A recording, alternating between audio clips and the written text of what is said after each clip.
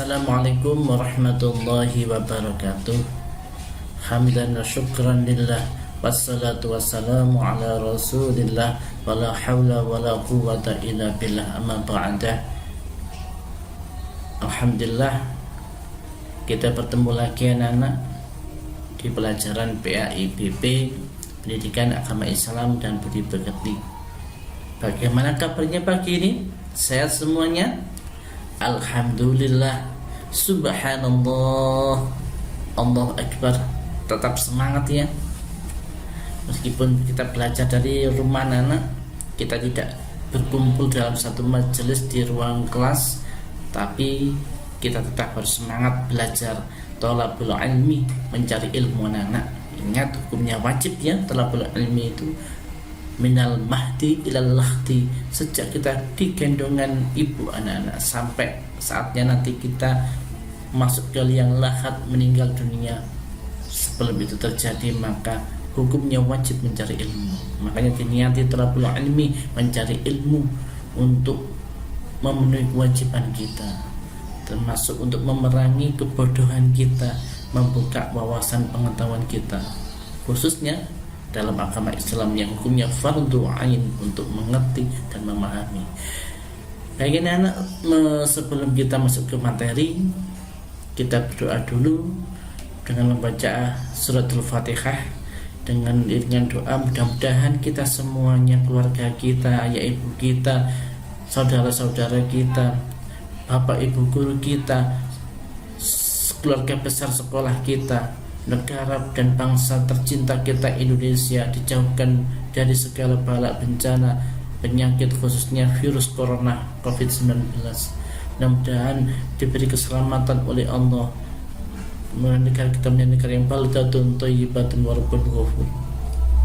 Ala hadhihi niyatis salihah biridaka ya Allah, abi syafaati rasulika sayyidina Muhammad sallallahu alaihi wasallam, abi karamati awliyaka rahimah ta'ala syai'ulillah lana wa lahumul fatihah.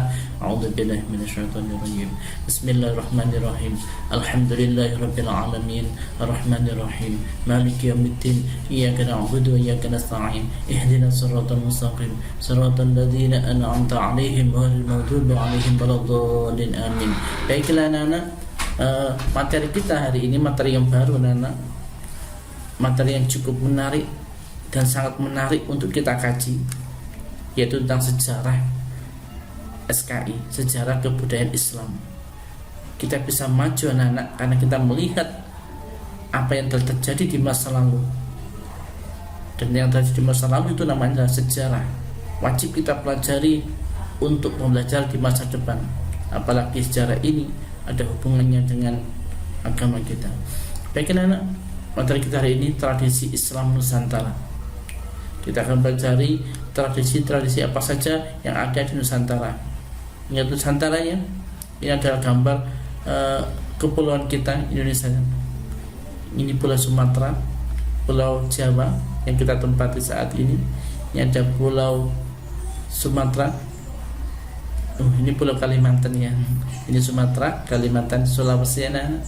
Ini ada Bali, ada Maluku, ada Timor, ada Papua. Semua terangkum dalam Nusantara, negara Indonesia. Tujuan UKIKD kita anak, kompetensi dasar yang wajib kamu kuasai pada pembelajaran kita hari ini. Pada pengetahuan KI3 anak, kita harus memahami sejarah tradisi Islam Nusantara. Itu yang harus kita kuasai hari ini anak. Adapun kompetensi dasar keterampilannya KI4 anak-anak yang harus kamu kuasai, yaitu kamu harus mampu menyajikan sejarah dan perkembangan tradisi Islam Nusantara. Sudah paham? Bisa menyajikan, bisa bercerita, bisa menyampaikan. Tujuannya anak-anak hari ini, siswa kamu anak-anak harus dapat memahami sejarah tradisi Islam Nusantara. Dicoba ya nanti semaksimal mungkin pahami apa itu sejarah tradisi Islam Nusantara. Indikatornya ada dua anak-anak. Yang pertama, kamu harus memahami seni Islam di Indonesia, di dalam seninya yang berhubungan dengan yang bernuansa Islami, dan memahami kebudayaan Islam di Indonesia. Nanti ada berupa seni dan berupa kebudayaan. Kita masuk lagi anak. Apa itu sih tradisi Islam? Nah, harus paham dulu. Tradisi itu kan ada seni, ada budaya tadi. Jadi pengertiannya seni budaya Islam atau seni budaya lokal yang bernuansa Islam, itu seni budaya Islam adalah seni budaya yang berkembang di masyarakat tertentu di Indonesia maksudnya, yang memiliki ciri khas atau bernuansa Islam. Paham ya? Jadi seni budaya yang berkembang di masyarakat tertentu, maksudnya di dalam wadah Indonesia, yang memiliki ciri khas atau bernuansa Islam. Karena kita berbicara tradisi Islam Nusantara, jadi harus ada kata-kata Indonesia. Nah, kita lanjutkan.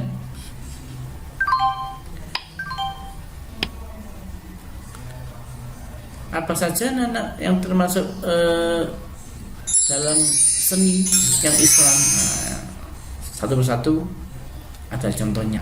Yang pertama ada seni arsitektur, seni bangunan anak-anak. Nah, bangunan ini terutama masjid biasanya itu arsitekturnya khas Islami, bernuansa Islam. Yang kedua ada seni ukir anak-anak. Nah, seni ukir ini dapat dikatakan seni pahat juga ya. Ada kayu yang dipahat membentuk huruf-huruf, ada kalimat thayyibah biasanya Allah dan Muhammad. Ada juga yang berupa ayat-ayat Al-Quran, ada yang sholawat Nabi, ada juga Asmaul Husna. Kadang dipahat, diukir di kayu, terus diukir yang bernuansa Islami. Yang ketiga ada kaligrafi anak-anak. Apa itu kaligrafi? Itu tulisan dari tulisan berbentuk bahasa Arab, bisa diambil dari Al-Quran, hadis, atau juga slogan-slogan Islami, di mana cara penulisannya hurufnya itu menggunakan khat tertentu. Ada jenis huruf masing-masing. Mungkin kalau tahu font, seperti itu. Ini khat dalam Islam, dalam bahasa Arab macam-macam anak. Nah, itu ditulis indah, diberi hiasan, namanya kaligrafi. Yang keempat ada seni tari. Apa itu seni tari? Ya tari-tarian tapi yang bernuansa Islam. Seperti dalam gambar ini, tari saman dari Aceh. Yang kelima ada seni pertunjukan anak-anak. Ini ada wayang golek, ada juga wayang kulit. Mungkin kalau tahu yang semester lalu kita pelajari Sunan Kalijogo, itu dakwahnya menggunakan media wayang kulit. Dalam ceritanya dimasukkan kaidah-kaidah Islam. Maka pertunjukan seperti itu dikatakan termasuk bagian dari tradisi Islam Nusantara. Selanjutnya yang keenam ada seni musik. Ada banjari, ada ishari, ada macam-macam anak ya. Itu seni musik anak-anak. Seni musik nanti kita perdalam lagi. Apa saja kamu bisa memberi contoh yang pernah kamu lihat. Yang terakhir, yang ketujuh, itu adalah seni sastra. Bisa berupa puisi atau karangan cerita, bahkan novel pun bisa. Bagaimana kalau di dalamnya ada cerita, ada dalam kisah itu kok menunjukkan tentang nuansa agama, nuansa Islam, berarti termasuk sastra tersebut mengandung budaya Islam atau tradisi Islam. Kita anak-anak seni sudah, orangnya kebudayaan seperti apa? Ternyata ada juga kebudayaan yang berupa tradisi Islam. Apa saja itu? Ada yang ini sudah sering kamu lakukan, kita laksanakan nih, halal bihalal. Setelah kita puasa Ramadan, 1 Syawal kita sholat Idul Fitri. Biasanya setelah itu tradisi kita anak-anak adalah berhalal bihalal, saling memaafkan dan meminta maaf. Itu adalah mengandung ajaran-ajaran Islam, berarti halal bihalal termasuk tradisi Islam Nusantara. Ada lagi bakdo kupat atau kita bilang kupatan. Ada lagi yang bilang hari bahasa Jawanya tuh riyoyo kupat. Biasanya 7 hari setelah hari raya Idul Fitri itu perayaannya. Itu namanya bakdo kupat, itu juga tradisi Islam Nusantara. Ada lagi ketika ini namanya grebek besar di Demak anak-anak. Yang keempat ini ada banyak obor, ini namanya pawai obor di Manado. Biasanya menjelang hari raya Idul Fitri atau hari raya Idul Adha sambil membaca takbir, ada pawai obor. Lagi yang bawa ini anak namanya kerobok maulid, itu di Kutai, Kalimantan anak. Ada lagi yang namanya dugdereh di Semarang, seperti ini. Yang terakhir ini adalah sekaten di Jogja untuk memperingati Maulid Nabi Muhammad SAW. Ini salah satu contoh kebudayaan tradisi Islam. Masih banyak lagi. Bahkan kita saja yang di Kabupaten Pasuruan bisa berbeda anak tiap kecamatan.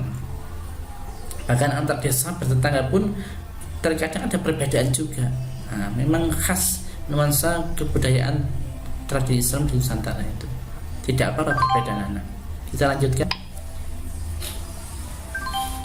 Untuk lebih jelasnya anak-anak, ini ada video singkat bagaimana ilustrasi tradisi Islam di Indonesia. Kita lihat, kita pahami ya, kita perhatikan dengan seksama untuk lebih jelasnya. Ini ada beberapa contoh pertunjukan yang bernuansa Islami.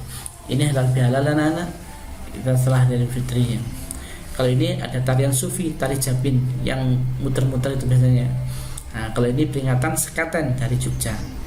Ini juga sekaten juga, atau malam suro biasanya kalau seperti ini. Ada pawai seperti ini, 1 Muharram. Kalau ada banyak dokar ini adalah peringatan sebelum malam suro biasanya. Ada pawai. Ini setiap daerah pun berbeda, anak-anak, tidak apa-apa. Yang jelas kalau dalamnya ada tradisi Islam, maksud ini ada seni musik tablik. Selanjutnya ini menjelang peringatan Maulid Nabi, warga kurang mampu di Gorontalo berebut kue yang disebut walimah. Tradisi yang digelar setiap tahun sekali ini diyakini akan membawa berkah. Ratusan warga Gorontalo ini sedang memperebutkan kue tradisional di halaman Masjid Agung Baitur yang ada di pusat kota. Kue yang baru tiba dan belum sempat diturunkan dari mobil pun tak luput menjadi rebutan warga. Mereka rela berebut kue-kue ini karena meyakini akan memperoleh berkah setelah sebelumnya dilakukan doa dan zikir semalam suntuk di Masjid Agung.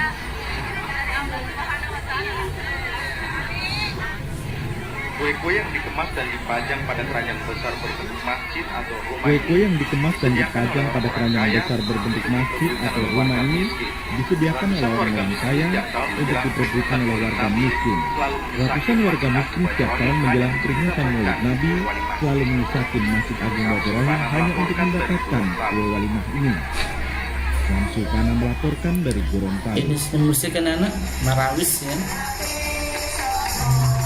Ini marawis,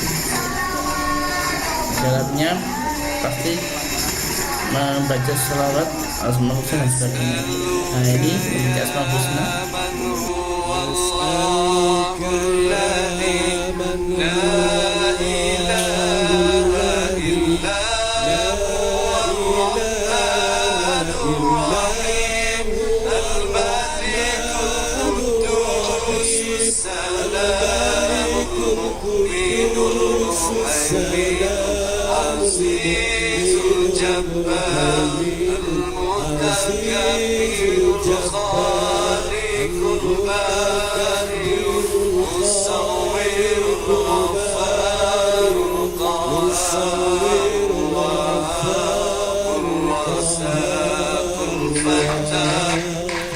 Ini tadi saman anak-anak yang ada di gambar tadi. Ini tadi saman dari Aceh. Demikian anak materi kita pada yang cukup singkat ya. Ada dua tugas untuk kamu. Tugas pertama, silakan dirangkum anak-anak yang sampaikan tadi dari awal sampai akhir yang menurut kamu penting dan harus dicatat. Silakan dicatat, dirangkum dan tulis di buku tugas PAI. Tugas kedua anak, coba kamu kaji di daerahmu masing-masing, di desamu masing-masing. Saya yakin banyak tradisi Islam yang biasa dilakukan di tempat kamu. Coba kamu tulis satu persatu ada berapa. Kalau sudah ketemu, ada 3 hal yang harus kamu jelaskan di situ.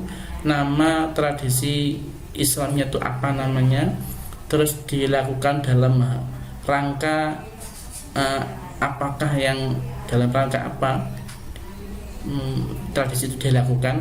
Yang terakhir, kapan dilaksanakan. Contoh mungkin ya, membaca sholawat dan banjari. Peringatan Maulid Nabi Muhammad SAW kapan dilaksanakan? Setiap malam tanggal 12 Rabiul Awal. Seperti itu contohnya. Kamu cari nanti tradisi yang ada di rumah masing-masing. Bahkan kalau ada mungkin sesuatu yang lain yang dilaksanakan, tulis ya. Oh, ada seperti ini pelaksanaannya, tidak sama dengan daerah lain. Nah, itu boleh. Semakin banyak kamu bisa menuliskan, semakin baik. Silakan kamu konsultasi, bertanya kepada orang tuamu boleh, tetangga kanan kiri juga boleh, atau sharing dengan teman-temanmu yang ada di desa lain dengan melalui komunikasi WA dan sebagainya. Sampai di sini dulu anak-anak. Kita bertemu lagi di pembelajaran berikutnya. Mudah-mudahan tetap sehat, panjang umur, serta walafiat. Akhiran, wassalamualaikum warahmatullahi wabarakatuh.